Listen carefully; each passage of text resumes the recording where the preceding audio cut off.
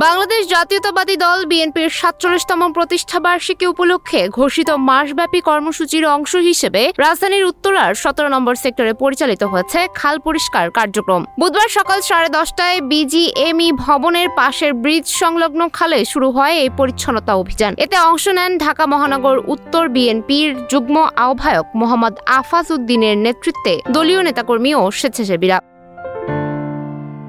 পরিবেশ সংরক্ষণ, জলাবদ্ধতা কমানো এবং পরিচ্ছন্ন নগর গড়ে তোলার লক্ষ্য নিয়ে খাল থেকে বিভিন্ন ধরনের বর্জ্য ও আবর্জনা অপসারণ করেন তারা। আয়োজকদের ভাষ্য, প্রতিষ্ঠা বার্ষিকী উপলক্ষে শুধু আনুষ্ঠানিকতা নয়, জনস্বার্থ সংশ্লিষ্ট সামাজিক কর্মকাণ্ডেও সম্পৃক্ত হতে চায় বিএনপি। এ ধরনের উদ্যোগের মাধ্যমে পরিবেশ রক্ষায় জনসচেতনতা বাড়বে এবং নাগরিকদের মধ্যেও পরিচ্ছন্নতা বজায় রাখার মানসিকতা তৈরি হবে বলে তারা আশা প্রকাশ করেন। র্যালি, বিক্ষোভ সমাবেশ, মিছিল হবে না, মানুষের ভোগান্তি যাতে না হয় সে কারণেই র্যালি বাদ দিয়ে এই ক্লিন এর যে পরিষ্কার পরিচ্ছন্নতার উদ্বোধন করেছিলেন এই লেকটারই ৪ কিলোমিটার পিছনে বিএনপি সংগ্রামী মহাসচিব মির্জা ফখরুল ইসলাম আলমগীর সাহেব এটা উদ্বোধন করেছিলেন।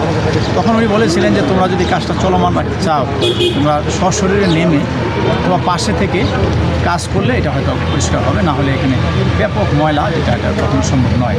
শ্রমিকরাও সেটা নামবে না, আমরা যদি নিজেরা না এটা অংশগ্রহণ করতাম।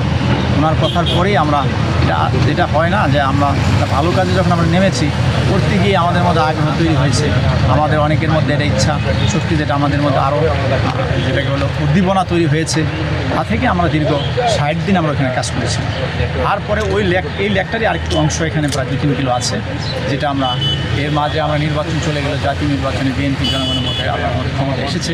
আমাদের প্রধানমন্ত্রী নির্বাচিত হওয়ার পর উনি বলেছেন যে আসেন এই শহর, এই সমাজ, এই দেশকে যদি আমরা ঠিক করতে হয়, সপ্তাহে একদিন আমরা যার জায়গা থেকেই আমরা যদি একদিন আর্ধবেলা আমরা কাজ করি, আমরা বাড়ির পাশটা পরিষ্কার রাখেন, স্কুলের মাঠটা পরিষ্কার রাখেন, স্কুল কমিটি সেই কাজটা করেন, মসজিদের কমিটিওয়ালারা যদি সেই কাজটা করেন, সমাজের সকল স্তরেই যারা যে যেখানে দায়িত্বে আছেন যদি করেন, তাহলে সমাজটা সুন্দর এবং ভালো থাকবে।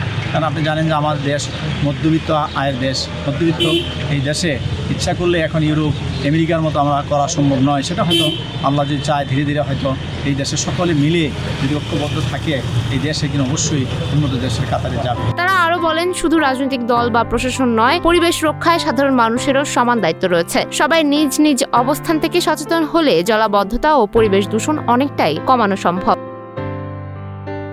সুমাইয়া হক তন্নি, নিউজ ফ্ল্যাশ 71।